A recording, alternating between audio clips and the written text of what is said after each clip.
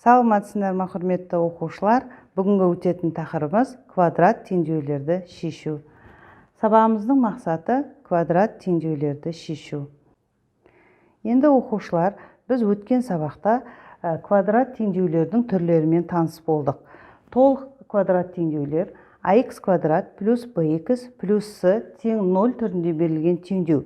Бұл шетте a, b және c тұрақты сандар.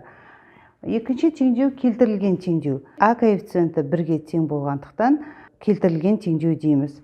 Б және С коэффициенттерінің орнына П және Q әріптері қолданылған. Енді толымсыз квадрат теңдеу дегеніміз не? Толымсыз квадрат теңдеу дегеніміз бір коэффициент 0-ге тең. Мысалға, біріншісінде ax квадрат плюс bx тең 0 теңдеуінде С 0-ге тең. Екіншісінде b 0-ге тең, үшінші теңдеуде с және b 0-ге тең. Осы толық квадрат теңдеуді қалай шешеміз? Толық квадрат теңдеуді біз дискриминант арқылы шешеміз. Дискриминант тең b квадрат минус 4ac, яғни екінші коэффициенттің квадраты минус 4 еселенген бірінші және бос мүшенің көбейтіндісіне тең. Енді дискриминант деген сөз нені білдіреді? Дискриминант деген сөз анықтау және ажырату деген мағынаны білдіреді. Бұл ұғымды ағылшын ғалымы Джеймс Джозеф Сильвестр ұсынған. Квадрат теңдеуді шешудің 3 жағдайы қарастырылған. Біріншісі, егер дискриминант 0-ден үлкен болған жағдайда, бұл теңдеудің екі түбірі бар. Яғни біріншісі минус b минус түбірасты дискриминант бөлінген 2a-ға тең, екінші түбірі минус b плюс түбірасты дискриминант бөлінген 2a-ға тең. Екінші жағдай, егер дискриминант 0-ге тең болған жағдайда, теңдеудің түбірі бір ғана шешім болады. Яғни x тең минус b бөлінген 2a. Дискриминантты қосып азайтпаймыз, себебі ол 0-ге тең. Үшінші жағдайда, дискриминант 0-ден кіші болған жағдайда, бұл теңдеудің түбірі болмайды. Енді балдар, бірнеше мысалға тоқтала кетейік. Бірінші мысал 2x квадрат плюс x минус 3 тең 0 теңдеуі. Мұнда a 2-ге тең, b 1-ге тең, c минус 3-ге тең. Енді дискриминантты табамыз. Дискриминант b квадрат минус 4ac. Яғни 1-дің квадраты минус 4 көбейтілген 2 көбейтілген минус 3 тең, 1-дің квадраты 1-ге тең, минус 4 пен минус 3-дің көбейтіндісі плюс болады да, плюс 24. Яғни 1-ге 24 қосқанда 25-ге тең. 25 0-ден үлкен. Яғни бұл теңдеудің екі шешімі бар. x 1-2 тең бөлшек минус b плюс минус түбірасты дискриминант бөлінген 2a. Минус 1 плюс минус дискриминант бізде 25-ге тең, бөлінген 2 көбейтілген a-ның мәні 2-ге тең.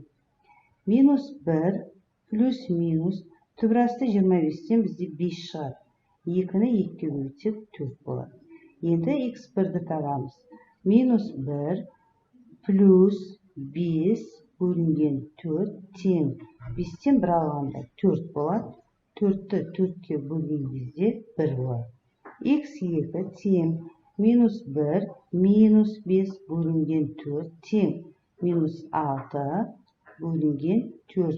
Яғни минус 1,5-ге тең. Енді екінші мысалды қарастырайық. 9x квадрат минус 12x плюс 4 тең 0. Бұнда a 9-ға тең, b минус 12-ге тең, c 4-ге тең. Дискриминантты табамыз. b квадрат минус 4ac, яғни минус 12-ның квадраты минус 4 көбейтілген 9 көбейтілген 4 тең болады. Минус 12-ның квадраты 144-ге тең, минус 4 9-ым 36, 36 4-ім 144 тең болады 0. Яғни дискриминант бізден 0-ге тең. Яғни бұл теңдеудің бір ғана шешімі бар. x тең минус b бөлінген 2a. Минус b дегеніміз минус 12 минус минус минус плюс болады. 12 бөлінген 2 көбейтілген 9, 18, яғни 12 бөлінген 18. 12 мен 18 6-ға қысқарады, 3-тен 2 шығады. Енді үшінші мысалды қарастырайық.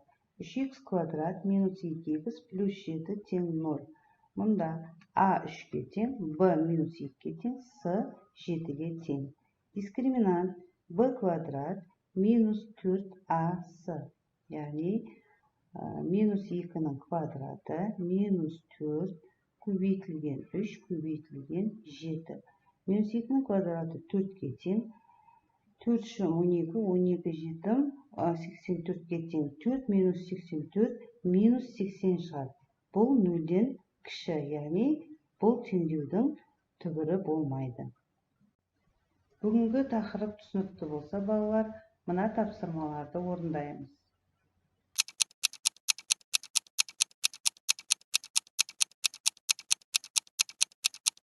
Дұрыс, балалар. Бірінші теңдеуде 2 түбір болады, екінші теңдеуде де 2 түбір болады. Келесі тапсырма, балалар. Квадрат теңдеулерінің коэффициенттерін атаңдар және дискриминантын табыңдар.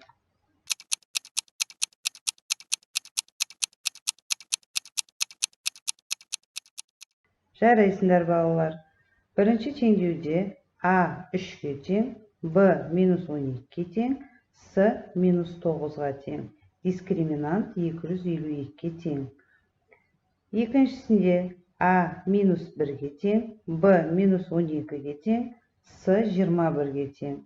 Дискриминант 228-ге тең. Осымен бүгінгі сабағымыз аяқталды, балалар. Назарларыңызға рахмет.